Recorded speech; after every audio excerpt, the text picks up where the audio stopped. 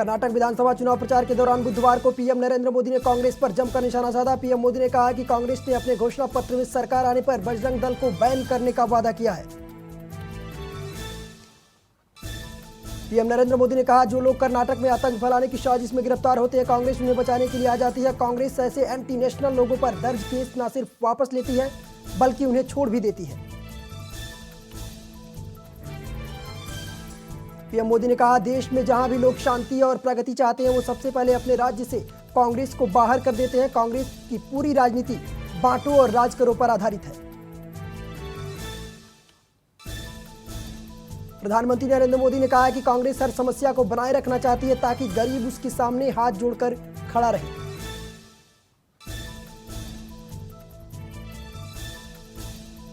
कर्नाटक चुनाव के लिए मंगलवार को कांग्रेस ने घोषणा पत्र जारी कर कहा है कि यदि वे सत्ता में आती है तो वो विश्व हिंदू परिषद की युवा इकाई बजरंग दल को बैन कर देंगे। कांग्रेस की इस घोषणा से राज्य की सियासत गर्मा गई है।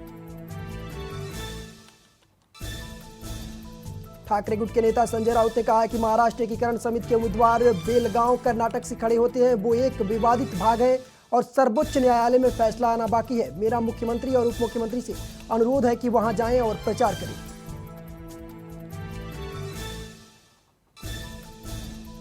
यूपी में पहले चरण का कल से मतदान शुरू हो रहा है। 37 जिलों में सुबह 7 बजे से शाम 6 बजे तक होगा मतदान। अति संवेदनशील केंद्रों पर पैरामिलिट्री फोर्स तैनात।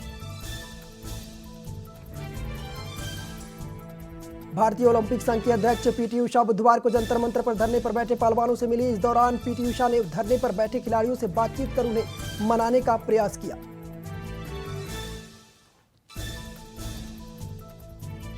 कल से यूपी निकाय चुनाव का आगाज हो रहा है। इसी के चलते राजधानी लखनऊ में पोलिंग पार्टियां पोलिंग बूथ के लिए रवाना हुई, जहां व्यवस्थाओं का जायजा लेने के साथ साथ जिला निर्वाचन अधिकारी सूर्यपाल गंगवार ने मतदान कर्मचारियों को जरूरी दिशा निर्देश दिए। सीतापुर में नगर निकाय चुनाव को लेकर के पोलिंग पार्टियां आरएमपी इंटर कॉलेज में मैदान में पहुंची। 4 मई यानी गुरुवार को 11 नगर निकायों में प्रथम चरण में मतदान होंगे, जहां तैयारियों का जायजा लखनऊ कमिश्नर रोशन जैकब ने लिया। यूपी निकाय चुनाव में बीजेपी की जीत की संभावनाओं को देखते हुए बड़ी संख्या में बुधवार को सपा और कांग्रेस नेताओं का बीजेपी में शामिल होना जारी है। बुधवार को सपा के पूर्व विधायक हेमराज वर्मा बीजेपी में शामिल हुए। नगर निकाय चुनाव पर कल मतदान होने हैं। प्रथम चरण के मतदान 4 अप्रैल से होने हैं। वहीं मतदान को शांतिपूर्ण और निष्पक्ष ढंग से कराने के लिए जिला प्रशासन अलर्ट मोड में है। आज विश्व प्रेस स्वतंत्रता दिवस मनाया गया, जिसको लेकर के सीएम धामी ने ट्वीट कर बधाई दी है। बीजेपी कार्यकर्ताओं ने दिल्ली के मुख्यमंत्री अरविंद केजरीवाल के आवास के रिनोवेशन विवाद को लेकर के उनके आवास के बाहर विरोध प्रदर्शन किया। प्रदर्शन में बीजेपी के राष्ट्रीय महासचिव दुष्यंत कुमार गौतम हुए शामिल। उमेश पाल शूटआउट मामले की जांच में पुलिस को माफिया अतीक अहमद के वकील खान सौलत हनीफ के घर से पिस्टल, कई कारतूस और 3 मोबाइल फोन बरामद किए।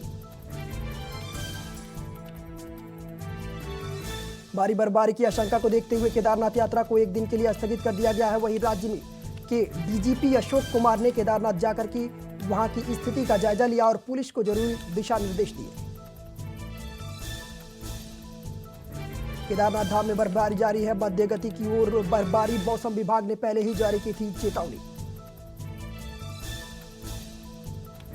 भोपाल महासचिव चिकित्सा अधिकारी संघ डॉक्टर राकेश तंवर ने कहा है कि सहमति वाले बिंदुओं पर आदेश जारी करने के बाद उनमें परिवर्तन करके हमारे साथ छल किया जा रहा है। इसलिए हम मुख्यमंत्री से अनुरोध करते हैं कि वे हस्तक्षेप करें और शीघ्र आदेश जारी करें। केदारनाथ हेली सेवा के लिए तीसरे चरण की बुकिंग आज से शुरू हो गई है। इस बार 8 से 10 मई तक टिकट की बुकिंग हो सकती है। वेबसाइट के जरिए IRCTC ने जानकारी दी और साथ ही यात्रियों को फर्जी कंपनियों से सावधान रहने के लिए कहा। सरकार की वादा खिलाफी से नाराज मध्य प्रदेश के सरकारी अस्पतालों के 15,000 से ज्यादा डॉक्टर आज से अनिश्चितकालीन हड़ताल पर चले गए हैं। उन्होंने इमरजेंसी सेवा पोस्टमार्टम भी नहीं करने की चेतावनी दी।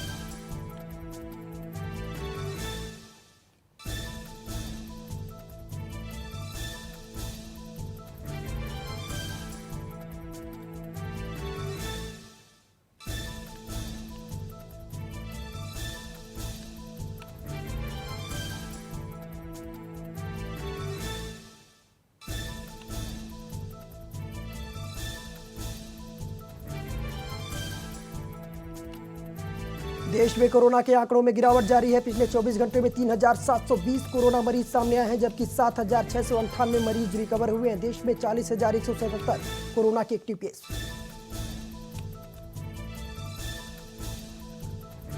देश भर में मौसम में लगातार हो रहा बदलाव। राष्ट्रीय राजधानी समेत ज्यादातर हिस्सों में बारिश की वजह से लोगों में गर्मी से मिली राहत।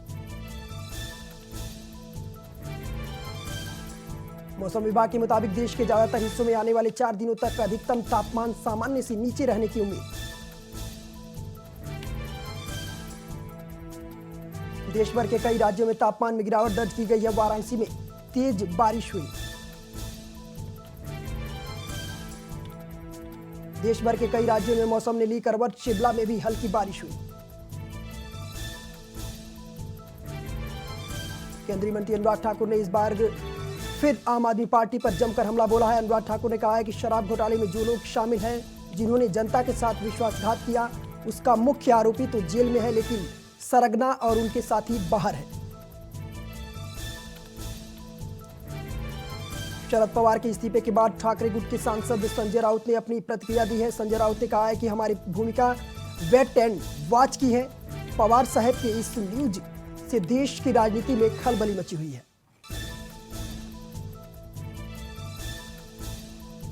कांग्रेस नेता नसीमुद्दीन सिद्दीकी का बयान वायरल हो रहा है। मुस्लिम वोट बैंक को साधने के लिए बोलते दिखे सिद्दीकी। कहा बयान 2022 में मुस्लिमों ने सपा को वोट दिया, क्या हुआ? दिल्ली पटपड़गंज इलाके में धंसी सड़क धंसने से बीच रोड पर हुआ बड़ा गड्ढा। मौके पर जुटी भारी भीड़। कमीशन की भीड़ चढ़ी एक और सड़क। 2 महीने पहले बनी सड़क 2 फीट नीचे धंसी। पल्पलाइन डालकर उसे ऊपर से बनाई गई थी सड़क। सूडान में चल रहे गृहयुद्ध पर अब 7 दिन का विराम लग चुका है। सूडान से सेना और अर्धसैनिक बल RF के बीच संघर्ष विराम की सहमति बनी हुई है।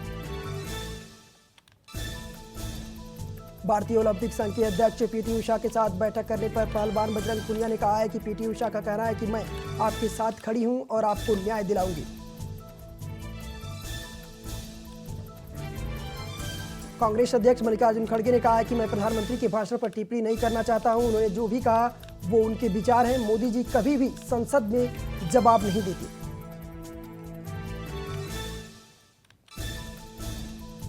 दिवालियापन के बीच एयरलाइंस की ओर से 3 और 4-5 मई के लिए उड़ानें रद्द करने के बाद गो फर्स्ट विमान दिल्ली हवाई अड्डे पर खड़ी दिखे।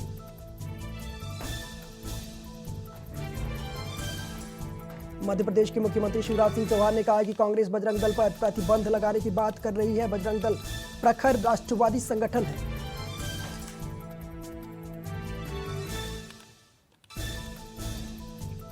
आंध्र प्रदेश के विजयवाड़ा में श्रमिक और किसान संघों ने विशाखापट्टनम स्टील फैक्ट्री के निजीकरण के खिलाफ विरोध प्रदर्शन किया।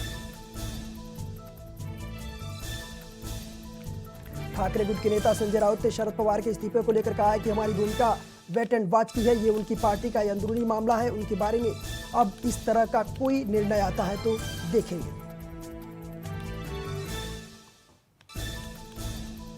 हैदराबाद में बजरंग दल के कार्यकर्ताओं ने कांग्रेस की घोषणा पत्र के खिलाफ कांग्रेस कार्यालय के सामने प्रदर्शन किया।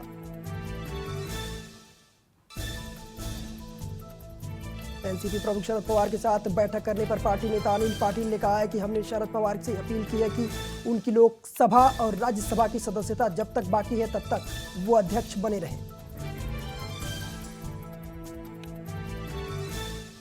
दिल्ली के जंतर मंतर पर WFI अध्यक्ष और बीजेपी सांसद ब्रजभूषण शरण सिंह के खिलाफ पहलवानों का विरोध प्रदर्शन लगातार जारी है। इसके मद्देनजर सुरक्षा बल तैनात किए गए हैं। चारधाम यात्रा को लेकर विपक्ष लगातार सरकार पर हमलावर है। तो वहीं दरअसल पर्यटन मंत्री पिछले साल भी चारधाम यात्रा के दौरान विदेश दौरे पर थे और इस साल भी वो यात्रा से नदारद दिख रहे हैं। वित्त मंत्री प्रेमचंद अग्रवाल की मारपीट मामले में सियासत भी तेज हो गई है। कांग्रेस ने मंत्री से इस्तीफे की मांग की है, तो वहीं देहरादून में कांग्रेस के मंत्री प्रेमचंद अग्रवाल का पुतला भी फूंका गया। कैबिनेट मंत्री प्रेमचंद अग्रवाल की तरफ से ऋषिकेश में सुरेंद्र नेगी के साथ मारपीट को लेकर के टिहरी जिले के कांग्रेस कार्यकर्ताओं ने प्रेमचंद अग्रवाल का पुतला जलाकर के धरना प्रदर्शन किया। साथ ही सीएम से प्रेमचंद अग्रवाल की बर्खास्तगी की मांग की। ऋषिकेश में हुए मारपीट मामले में सुरेंद्र नेगी के खिलाफ पुलिस ने एफआईआर दर्ज की है, जिसमें मंत्री प्रेमचंद अग्रवाल के साथ लूट, चलती सड़क पर सरकारी काम में बाधा डालने, गाली गलौज करने और जान से मारने की धमकी से जुड़ी केस दर्ज है।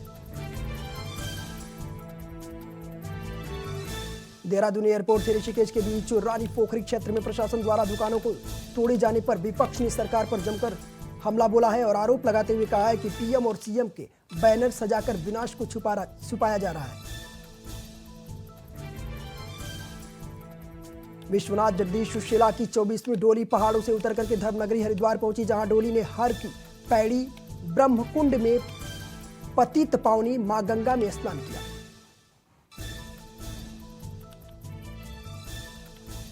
रामनगर में ट्रेन की चपेट में आकर के एक व्यक्ति की दर्दनाक मौत हो गई, जहां पटना की जानकारी मिलने पर पहुंची पुलिस ने शव को कब्जे में लेकर पोस्टमार्टम के लिए भेजा। उत्तराखंड में चारधाम यात्रा की व्यवस्था पर कांग्रेस ने गंभीर सवाल उठाए हैं। उन्होंने कहा है कि यात्रा मार्गों पर व्यवस्थाएं नहीं हैं, ऊपर से जोशीमठ के हालात भी ठीक नहीं है। प्रियंका चोपड़ा का मेट गाला इवेंट लुक सुर्खियों में छाया हुआ है। एक्ट्रेस के डायमंड नेकलेस की हो रही है चर्चा। एक्ट्रेस का यह नेकलेस बेशकीमती बताया जा रहा है। देश में फिर धीमी पड़ी कोरोना की रफ्तार। पिछले 24 घंटे में 3720 नए मामले सामने आए। देश में सक्रिय केसों की संख्या 40,177 हुई।